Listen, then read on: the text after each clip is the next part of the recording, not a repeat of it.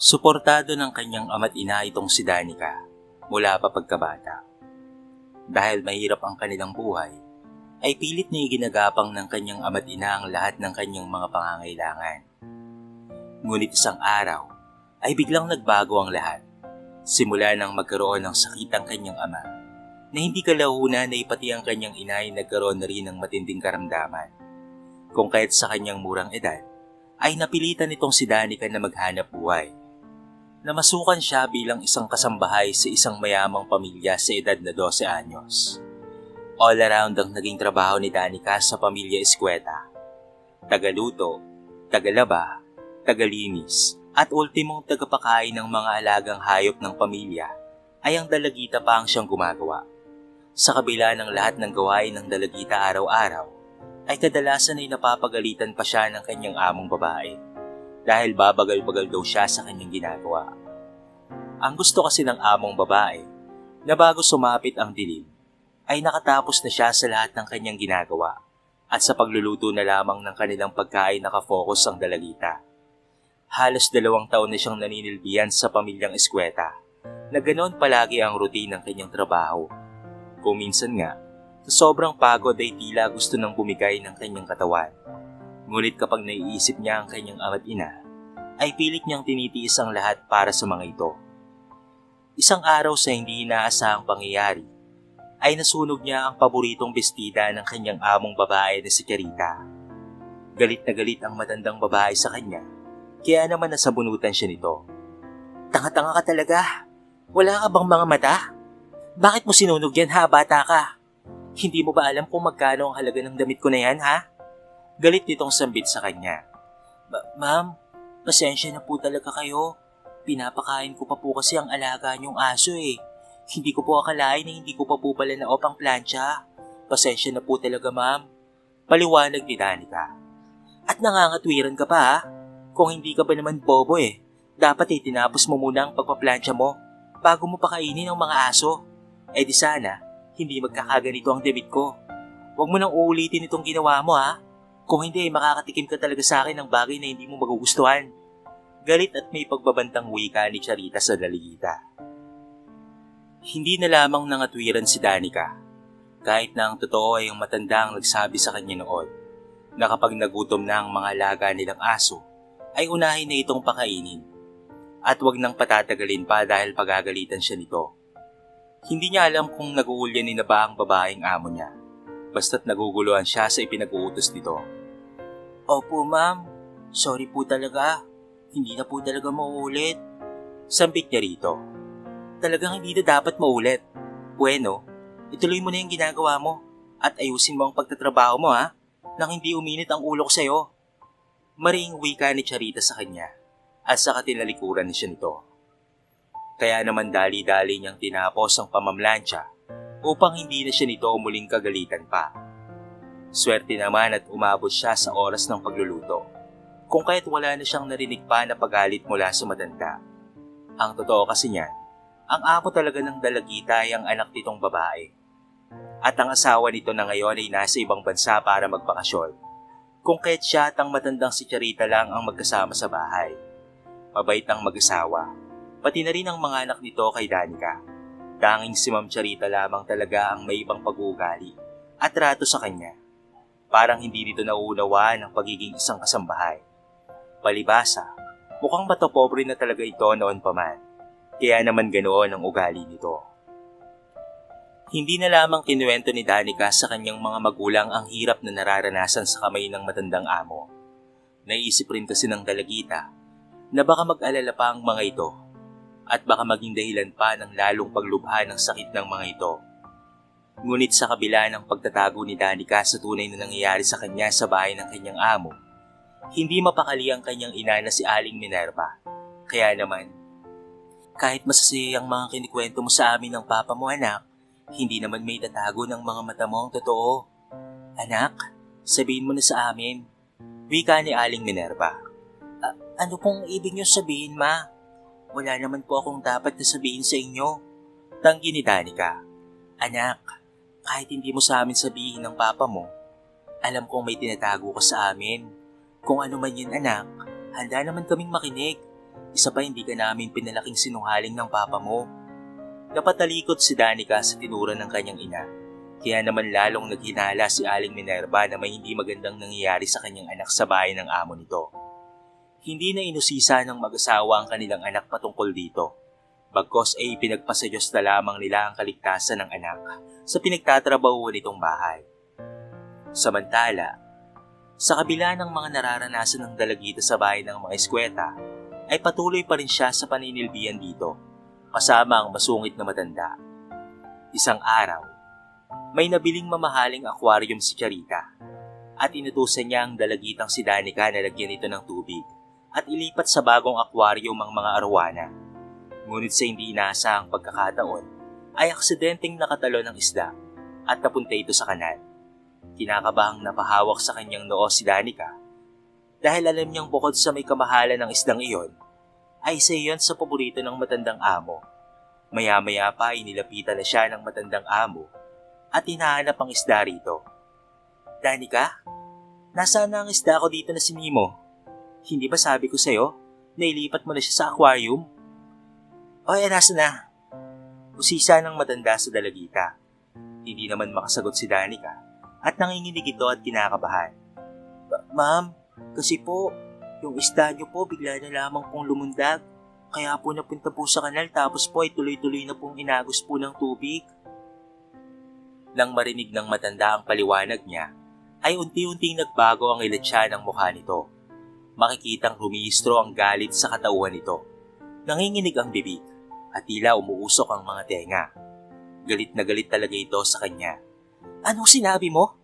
Kahit kailan ka talaga ay tatanga-tanga ka. Isda na nga lang ay nalusutan ka pa? Hindi mo ba alam na mas mahal pa yun sa buhay mo? Galit nitong sabi sa dalagita, sabay hagip ng buhok ng dalagita. Pakaladkad sa kusina. Sobrang sakit ang nararamdaman ni Danica ng mga sandaling iyon dahil sa higpit ng pagkakahawak ng matanda sa kanyang buhok. Pakiramdam niya ay matatanggal na ang kanyang buhok mula sa kanyang anit. Umiiyak na nagmamakaawa si Danica sa matanda. Nabitawan na ang kanyang buhok. Maya-maya pa ay binitawan na siya nito. Nagtatakang pinaupo siya nito sa silya at iniharap sa lamesang kainan nila at umalis sa kanyang harapan. Ang buong akala ng dalaga ay tuluyan na siya nitong iniwan. Ngunit nagulat na lamang siya nang maya-maya ay bigla itong bumalik na meron daladalang isang bandihadong kanin na may nakasabaw na bagong isda sa ibabaw. Ubusin mo yung bata ka ha? Sa oras na hindi mo yan inubos, dadagdagan ko pa yan. Maring utos sa kanya ng matanda at ibinulong pa mismo sa kanyang tenga. Habang kinakain ni Danica ang ibinigay ng matanda, dito niya naisip na malakas pa pala ang pangangatawan ng matanda. Nakuha pa nga siya nitong kaladkarin kanina. Napapailing na lamang si Danica ng mga sandaling iyon. Kahit ayaw niya yung pagkain, ay pinilit niya itong ubusin. Kahit pamasok-asokan na siya, huwag lamang muling dagdagan niyon ng matanda. Nanunood pa nga sa kanyang dila hanggang sa lalamunan ng alat ng bagoong. Parang gusto niya na itong isuka dahil hindi na kaya ng kanyang sikmura. Ngunit nang makita niya na binabantayan siya ng matanda at pabalik-balik ito sa kanyang harapan habang may hawak pa na pamalo, ay pinilit niyang ubusin ito. Kahit maluha-luha na ang mata sa pagpipigil niya sa pagduwal ng pagkain. Nang makita siya ng matanda na patuloy lamang sa pagkain, ay napangisi ito. Dapat lang naubusin mo yan. Mabuti nga yan lang ang parusa ko sa iyo eh. Pero alam mo ba, yan talaga yung parusa ko sa mga naulang kasambahay. Pinapakain ko ng maraming kanin at pati na rin bagoong. Dinadagdagan ko pa kapag hindi nila nauubos. Nako, mandidiri ka kung saan nang galing yung bagoong na yan. Rejected product kasi yan. Ang sabi ng may-ari, natapuan na raw yan ng mga ipis, palaka at daga. Pero ang sabi ko ay bibilhin ko na lamang dahil may gagawin ako. Kaya yun, ibinoti pa ng may-ari ang patapon ng bagoong na yan. Wika ng matanda. Nang marinig yon ng dalagita, tumulo na lamang ang luha niya habang inuubos yon. At nandidiri talaga siya. Pero kailangan niya talagang ubusin yon. Nangako na lamang siya sa kanyang sarili na hindi na lang gagawa ulit ng kamalian para maiwasan na ang ganitong klaseng pagpaparusa. Nakahinga na lamang siya ng maluwag nang maubos niya na nga yun. Matapos niyang kumain ng sandamakmak, ay inutusan pa siya ng matanda na magbunot ng sahig. kahit alam nitong halos mamutok na ang kanyang tiyan sa matinding kapusugan. Dahil doon ay nakaramdam siya ng pananakit ng tiyan. Samantala nang makauwi na siya sa kanilang bahay, matapos ang kanyang trabaho, doon niya naalala yung mga sinabi ng matanda sa kanya kanina. Kung gaano kadumi ang bagoong na yon. Kaya naman nagpunta siya sa CR. Doon ay sinundot niya ng daliri ang kanyang lalamunan upang siya ay masuka. Nag-aalala rin kasi siya na baka magkasakit siya dulot ng maruming bagoong na yon. Kaya naman sa loob ng 1 linggo ay inobserbahan niya ang kanyang sarili. Kung meron bang kakaiba sa kanyang nararamdaman, ngunit sa kabutihang palad naman, lumipas na nga ang linggo, wala naman siyang naramdamang sama ng pakiramdam. Kahit nga ay wala, sigurado ay marumi lamang ang bagong na yon, pero wala namang dalang sakit. Kaya nag-iingat na lamang siya na hindi makagawa ng mali kay Ma'am Charita para maiwasan na niya ang mga ganong senaryo. Samantala, noong araw na iyon ay bumalik na ang totoong mga amo ni Danica. Dahil dito, hindi na siya nagagawa ng hindi maganda ng matanda, kaya lihim naman siyang natuwa. Ayaw niya namang sabihin na nagpapanggap lamang ito. Sino ba naman siya upang sabihin iyon at baka hindi pa ang mga ito maniwala sa kanya? Natanong pa nga siya ni Ma'am Shai kung bakit nawawala ang isda na paborito ng kanyang ina. Kaya naman sinabi ni Danica ang totoo. Ako po yung may kasalanan, ma'am. Habang nagpapalit po ako ng tubig sa aquarium, bigla na lamang pong lumundag ang isda at nashoot po sa butas ng kanal. Napangiti na lamang si Ma'am Shai dahil sa kanyang reaksyon. O bakit ka naman nanginginig sa takot dyan? Hindi naman ako magagalit, Danica. Hindi mo naman kasalanan yon. Pero kahit papaano, sayang rin yun, no? Paboritong isda yun kasi ni Mama eh. Kasi niregalo yun ni Papa 9 years ago, bago ito mamatay. Buti hindi nagalit sa'yo si Mama, Danica. Nakita niya na tumingin sa kanya ng masama si Ma'am Charita, na nakapwesto sa sulok. Mabilis naman siyang napailing dito. Hindi po, ma'am. Mabait naman po sa akin si Ma'am Charita. Kasing bait niyo po siya. Natawa na lamang sa kanya si Ma'am Shenya. Maya-maya pa, ay niyaya siya nito na kumain ng masasarap na pagkain na pasalubong sa kanya. Kaya naman dito siya napaisip na talaga namang malayo ang agwat ng kabaitan nito kumpara kay Ma'am Charita niya. Pagkatapos ng trabaho niya sa araw na iyon, sinahuran pa siya ni Ma'am Shai. Dapat nga sa katapusan pa iyon pero in advance na nito. Tamang-tama naman dahil mabibilhan niya na ulit ng panibagong mga gamot ang kanyang ama't ina. Bago pa siya makalabas sa gate, bigla siyang hinarang ng matandang amo habang nagsasabi ng, "Tama yung ginawa mo, iha. Nang sa gayon, ay hindi na kita papakainin pa ng bagong sa susunod." Humahagik-gik na payag nito habang marahang hinahaplos-haplos ang kanyang mukha. Nagpaalam naman siya ng maayos dito. "Sige po, ma'am. Uwi na po muna ako sa amin. Sige na, mag-ingat kang hayop ka, ha?" Hindi na lamang inintindi ng dalagita ang sinabing yun ng matanda. Sa halip ay dumiretso na lamang siya sa butika upang ipamili ang kailangan ng kanyang ama't ina. Parehas kasing na-stroke ang mga ito. Hindi niya nga lang alam kung nagkataon lamang ba yun dahil magkasunod ang dalawa na nagkaroon ng karamdaman. Kaya nga kahit gustong-gusto niyang magpatuloy sa pag-aaral, ay hindi niya magawa-gawa. Paano siya makakapagpatuloy? Wala na nga silang makain. At kinakailangan talaga na kumayad siya upang pambili ng gamot ng ama't ina. Isang araw, umalis na ulit ang tunay niyang mga amo sa malaking bahay. Kaya naman nagreyna-reynahan muli ang matandang si Charita. Tila hinihintay na naman siya nitong magkamali upang mabigyan na naman siya ng kaparusahan. Hindi nga nagkamali ang matanda, sapagkat nakagawa na naman ito ng mali. Nangyari iyon nang may utos ito sa kanya na bilhin sa palengke. Paano ba naman? Nagpapabili ito ng pugita, kaya naman iyon ang binili niya. Pero ang sabi nito pagbalik niya, ay pusit ang pinapabili niya. Hindi niya nga alam kung nag-uulya nila lamang ba ito o sinasadya na lamang ang pangyaring iyon. Patagal-tagal na kasi siyang hindi nagkakamali. Kaya't heto mukhang nananadya na lamang para muli siyang pakainin ng bagoong. Gaya nga ng dati, pinakain siya nito kahit na hindi niya ito gusto. Halos masuka-suka na siya at tila hindi na kaya ng kanyang sikmura. Pero dahil nakabantay sa kanya ang matanda, pinipilit niya na lamang itong lulunin. Sa bawat lunok niya ay nangingilabot siya sa pandidiri. Naiisip niya kasi ang sinabi nito patungkol sa bagoong. Sino ba naman ang hindi mandidiri roon?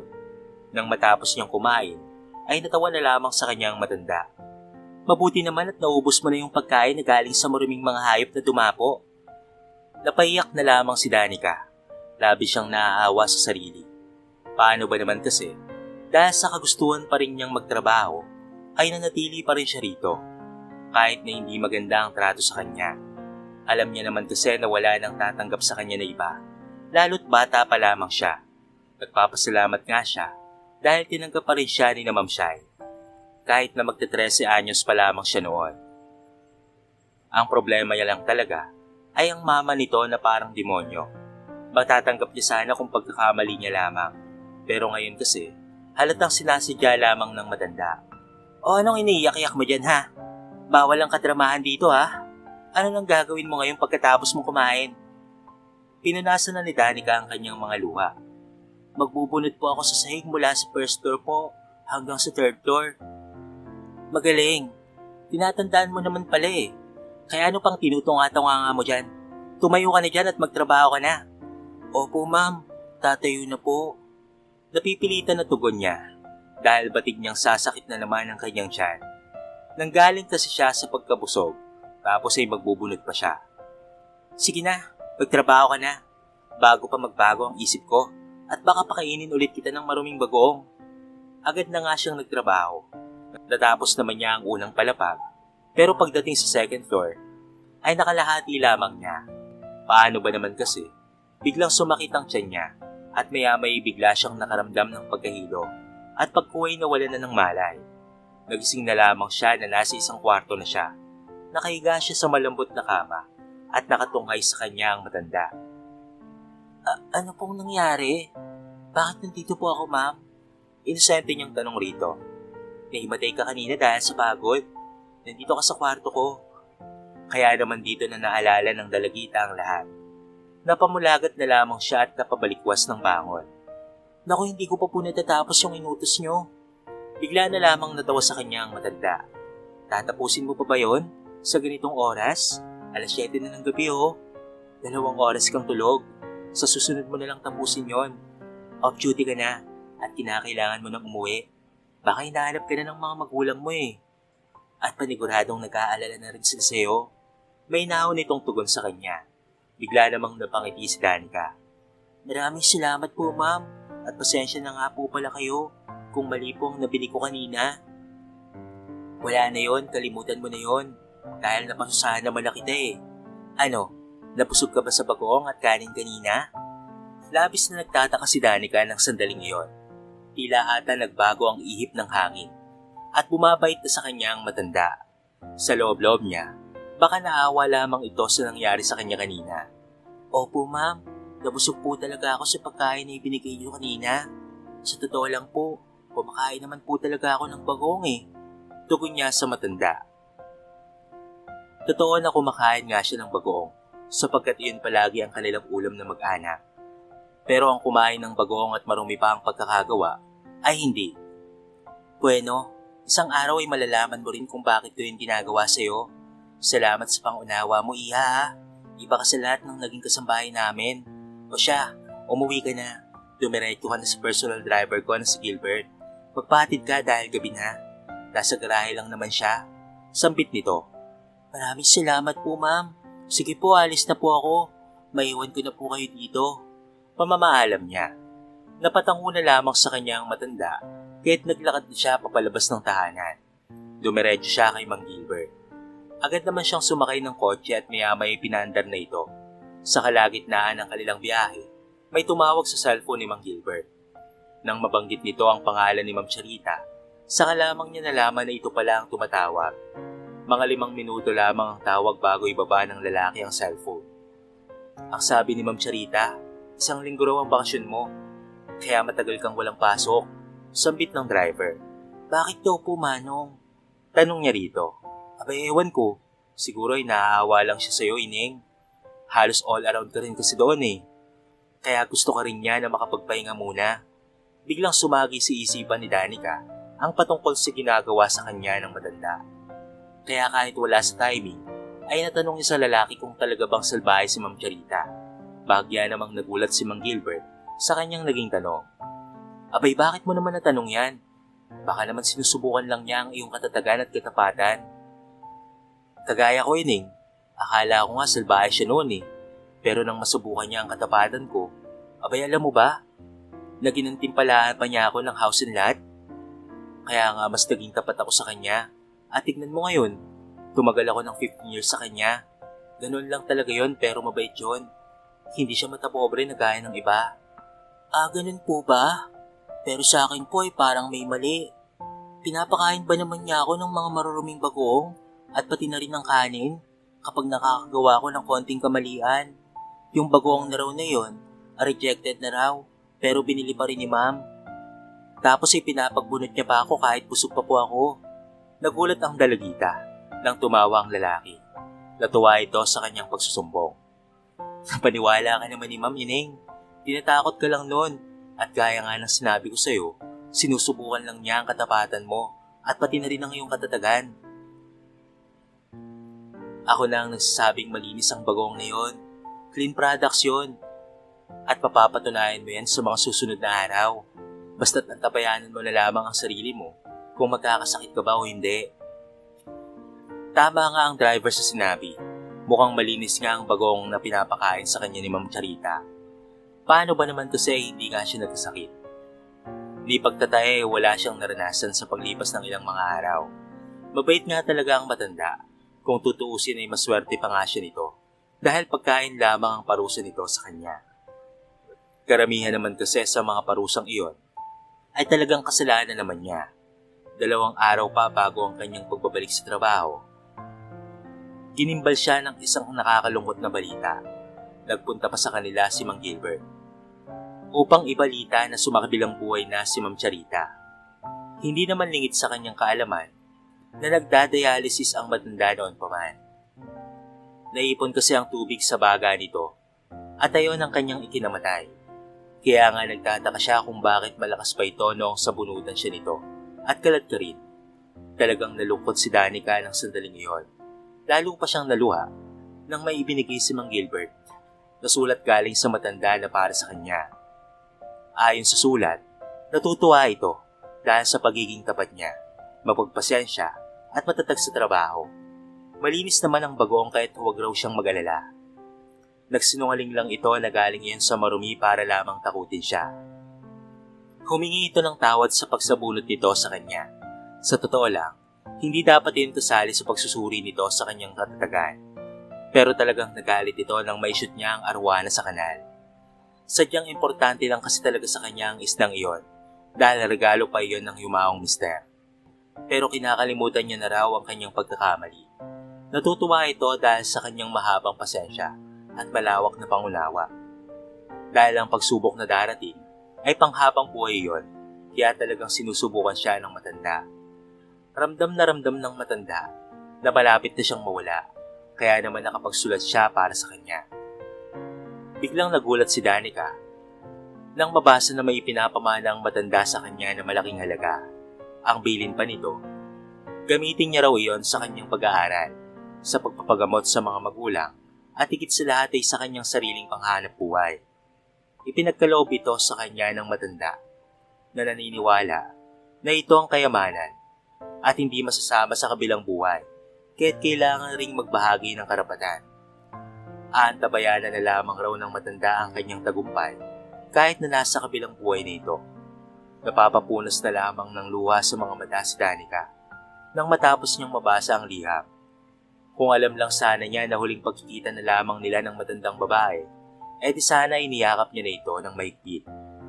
Kaya naibulong niya na lamang sa hangin ng mga katagang, "Maraming salamat, Ma'am Charita, sa pagiging mabuti niyo sa akin bilang kasambahay. Hindi ko man po napahalagahan ang mga pinagagagawa niyo sa akin noong una, napatunayan ko naman po na may pusilak po kayong puso." Samantala nang matapos na ang libing ng matanda, ay pinayagan naman siya ni Ma'am Shai na mag-aral habang nagtatrabaho. Inabot pa nga nito sa kanya ang pamana. At dahil sa pamana ng matanda, nakatulong iyon sa pagpapagamot ng kanyang mga magulang. Kaya kahit papaano ay nasasaulian na ang mga ito at bahagya na ring nakakalakad. Nakapagpatayo na rin ng malaking sari-sari store si Danica sa harapan ng kanilang bahay. At ang ama't ina ang nagtitinda sapagat siya ay nakapagpatuloy na sa pag-aaral. At ngayong taong 2024 ay kasalukuyan nang nakapagtapos si Danica ng pag-aaral at isa na siya ngayong abogado. Hindi niya makakalimutan si Ma'am Charita, ang taong nagturo sa kanya ng leksyon ng buhay sa pagiging isang matatag na babae at ang nag-iisang tao na tumulong sa kanya para makaahon sa kahirapan.